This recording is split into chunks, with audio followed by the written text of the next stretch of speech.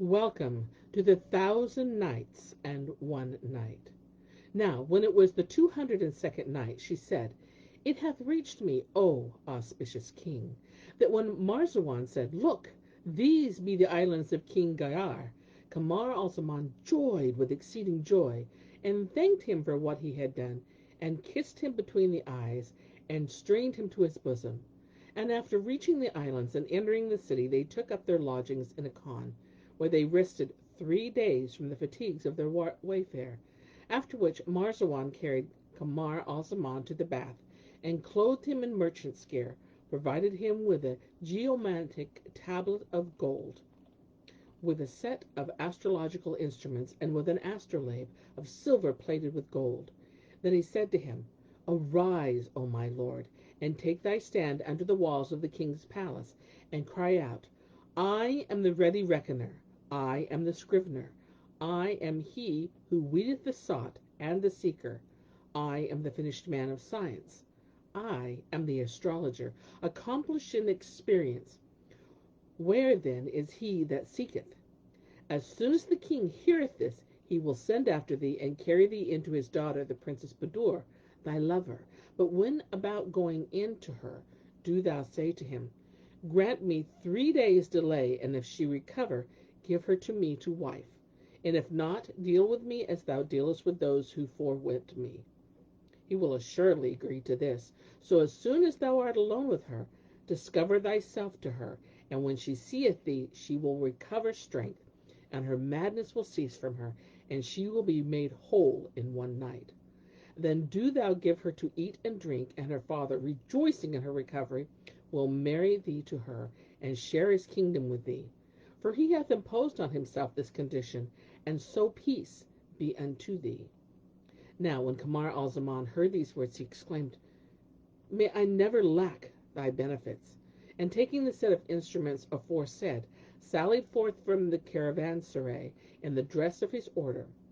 He walked on till he stood under the walls of King Gayar's palace, where he began to cry out, saying, I am the scribe, I am the reckoner, I am he who knoweth the sought and the seeker. I am he who openeth the volume, and summoneth up the sums, who dreams can expound whereby the sought is found. Where then is the seeker? Now when the people heard this, they flocked to him, for it was a long time since they had seen scribe or astrologer, and they stood round him, looking upon him. They saw one in the prime of beauty and grace and perfect eloquence, and they marveled at his loveliness and his fine stature and symmetry. Presently one of them accosted him and said, Allah upon thee, O thou fair and young with the eloquent tongue, incur not this affray, nor throw thy life away in thine ambition to marry the Princess Budur. Only cast thine eyes upon yonder heads hung up. All the owners have lost their lives in this same venture. Yet Kamar al-Zaman paid no heed to them, but cried out at the top of his voice, saying, I am the doctor, the scrivener, I am the astrologer, the calculator. And all the townsfolk forbade him from this, but he regarded them not at all, saying in the mind, None knoweth desire save whoso suffereth it. Then he began again to cry his loudest, shouting, I am the scrivener! I am the astrologer! And Shahrazad perceived the dawn of the day, and ceased to say her permitted say. Now, when it was the 203rd night, she said, It hath reached me, O auspicious king, that Kamar al-Zaman in no wise heeded the words of the citizens, but continued to cry out, I am the calculator, I am the astrologer. Thereupon all the townsfolk were wroth with him, and said to him, Thou art nothing but an imbecile, silly, self-willed lad. Have pity on thine own youth, and tender years, and beauty, and loveliness. But he cried all the more, I am the astrologer, I am the calculator. Is there any one that seeketh? As he was crying, and the people forbidding him, behold, King Gair heard his voice and clamor of the lieges, and said to his wazirs, "Go down and bring me your astrologer." So the wazir went down in the haste, and taking Kamar al-Zaman from the midst of the crowd, led him up to the king. And when in the presence, he kissed the ground and began versifying. 8 glories meet all conjoined in thee, whereby may fortune I thy servant be. Lair, lordliness, grace, generosity, plain words, deep meaning, honor, victory. When the king looked upon him, he seated him by his side and said to him, "By Allah, O my son, and thou be not an astrologer? Venture not thy life, nor comply with my condition, for I have bound myself that whoso goeth into my daughter, and healeth her not of what hath befallen her, I will strike off his head. But whoso healeth her, him I will marry to her. So let not thy beauty and loveliness delude thee, for by Allah, and again by Allah, if thou cure her not, I will assuredly cut off thy head." And Kamar al-Zaman replied, "This is thy right, and I consent, for I wot of this error came I hither." Then King Gair took the Kaziz to witness against him, and delivered him to the eunuch, saying, "Carry this one to the Lady Budur." So the eunuch took him by his hand and led him along the passage. But Kamar al-Zaman outstripped him and pushed on before, whilst the eunuch ran after him, saying, "Woe to thee! Hasten not to thine own ruin. Never yet saw I an astrologer so eager for his proper destruction. But thou wottest not what calamities are before thee." Thereupon Kamar al-Zaman turned away his face from the eunuch. And Shahrazad perceived the dawn of the day, and ceased saying her permitted say.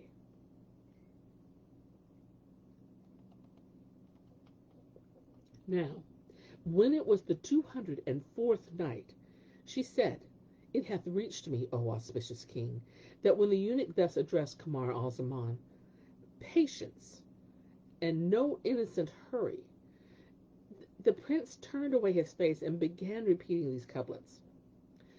A sage I feel, a fool before thy charms, distraught, I wot not what the words I say. If say I, "Sun, away thou dost not pass from mine eyes of me, while suns go down with day. Thou hast completed beauty, in whose praise speech makers fail, and talkers lose their way."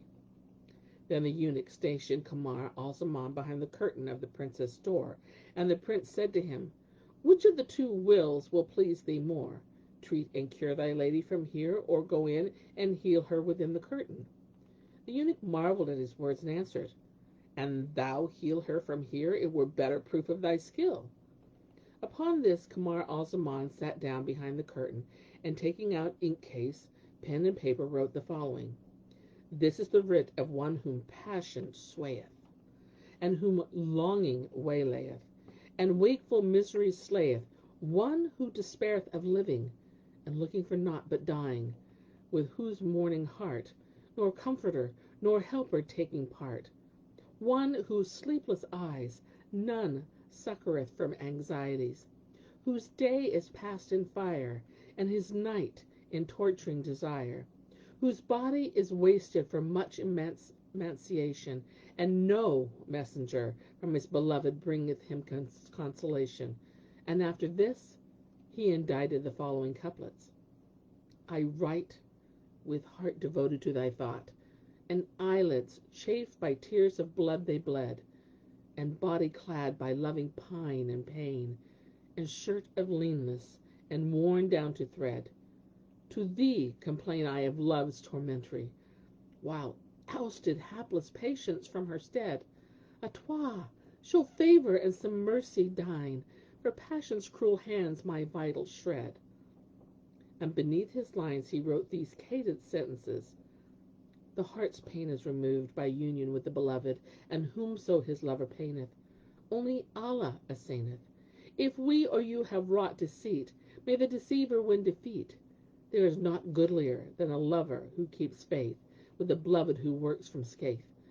Then by way of subscription he wrote: "From the distracted and despairing man, whom love and longing trepan, from the lover under passion ban, the prisoner of transport and distraction. From this, Kamar al-Zaman, son of Sharman, to the peerless one, of the fair Ars, the pearl union, to the Lady Budur, daughter of King al-Gayar. Know that by night I am sleepless, and by day in distress, consumed with increasing wasting and pain, and longing and love unfeigned, abounding in sighs with tear-flooded eyes, by passion captive ta'en, of desire the slain, with heart seared by the parting of us twain, the debtor of longing bane, of sickness cup companion. I am the sleepless one, who never closeth eye, the slave of love, whose tears run never dry, for the fire of my heart is still burning, and never hidden is the flame of my yearning. Then on the margin, Kamar al-Zaman wrote this admired verse: Salam from graces hoarded by my Lord, to her who holds my heart and soul in hoard. And also these: Pray ye grant me some words from your lips, belike such mercy may comfort and cool these eyne. From the stress of my love and my pine for you, I make light of what makes me despised and thine. Allah, guard of folk whose abode was far, and whose secret I kept in the holiest shrine. Now fortune and kindness hath favoured me, thrown on threshold, dust of his love, O mine. Be bedded, I look on Budur, whose sun the moon of my fortunes hath made to shine. Then having affixed his seal ring to the missive, he wrote these couplets in place of address. Ask of my writ what wrote my pen in dole, and hear my tale of misery from this scroll. My hand is writing while my tears down flow, and to the paper's plains my longing soul. My tears cease not to roll upon this sheet, and if they stopped, I'd cause blood gouts to roll. And at the end he added this other verse: I've sent the ring from off thy finger bore. I, when we met, now deign my ring restore. Then Kamar al-Zaman set the Lady Budur's ring inside the letter, and sealed it, and gave it to the eunuch, who took it to her and into his mistress. And Shahrazad perceived the dawn of the day, and ceased to say her permitted say. Now, when it was the 205th night, she said, It hath reached me, O auspicious king, that Kamar al-Zaman, after setting the seal ring inside the epistle, gave it to the eunuch, who took it and went in with it to his mistress.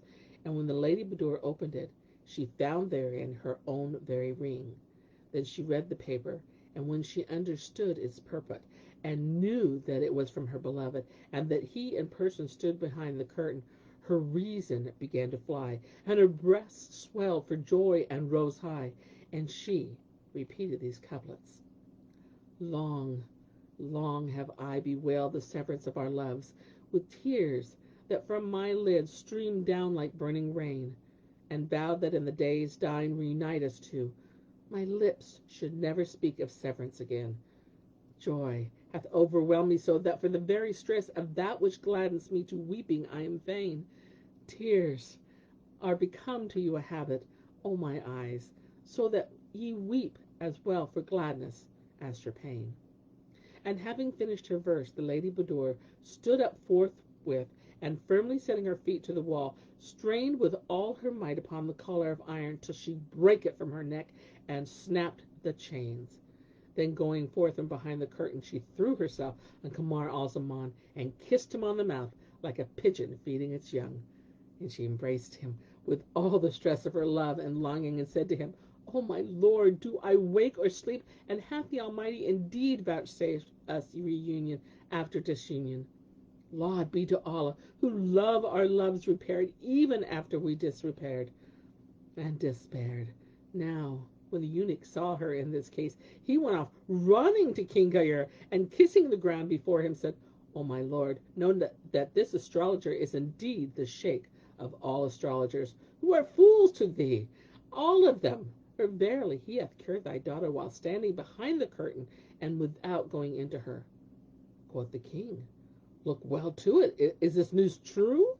Answered the eunuch, O my lord, rise and come and see for thyself how she hath found strength to break the iron chains, and is come forth to the astrologer, kissing and embracing him. Thereupon the king arose and went into his daughter, who, when she saw him, stood up in haste and covered her head and recited these two couplets. The Tusik love I not, for when I saw Siwak, I missed thee, for it sounds like Swake. Caper tree I love, and when I say Arak, it sounds I look on thee, Araka. Thereupon the king was so transported for joy of her recovery that he felt like to fly, and he kissed her between the eyes, for he loved her with dearest love. Then turning to Kamar al-Zaman, he asked him who he was, and he said, "What countryman art thou?" So the prince told him his name and rank, and informed him that he was the son of King Shahriman, and presently related to him the whole story from beginning to end, and acquainted him with what happened between himself and the Lady Budur, and how he had taken her seal ring from her finger and had placed it on his own.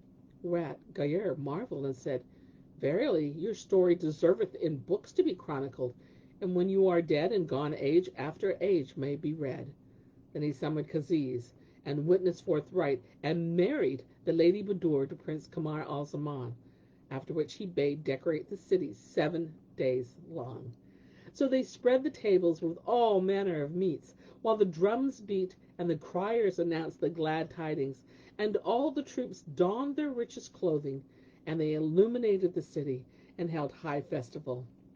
Then Kamar al-Zaman went in to the Lady Budur, and the king rejoiced in her recovery and in her marriage, and praised Allah for that he had made her to fall in love with a goodly youth of the son of kings. So they unveiled her and displayed the bride before the bridegroom, and both were the living likeness of each other in beauty and comeliness and grace and love allurement. Then Kamar al-Zaman lay with her that night, and took his will of her, while she, in like manner, fulfilled her desire of him, and enjoyed his charms and grace. And they slept in each other's arms till the morning. On the morrow the king made a wedding feast, to which he gathered all comers from the islands of the inner and the outer seas, and he spread the tables with the choicest viands, nor ceased the banquet for a whole month.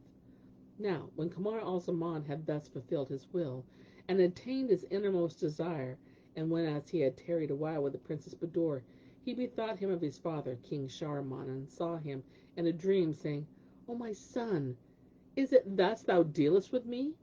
And reciting in the vision these two couplets: "Indeed, to watch the darkness moon he blighted me, and to star-gaze through longsome nights he plighted me. Easy, my heart, for happily he unite with thee, and patience, sprite with whatso ills he dight to thee." Now, after seeing his father in the dream, and hearing his reproaches, Kamar al-Zaman awoke in the morning, afflicted with trouble, whereupon the Lady Budur questioned him, and he told her what he had seen. And Shahrazad perceived the dawn of the day, and ceased saying her permitted say. And so do I cease my tale for this day, until it be morrow.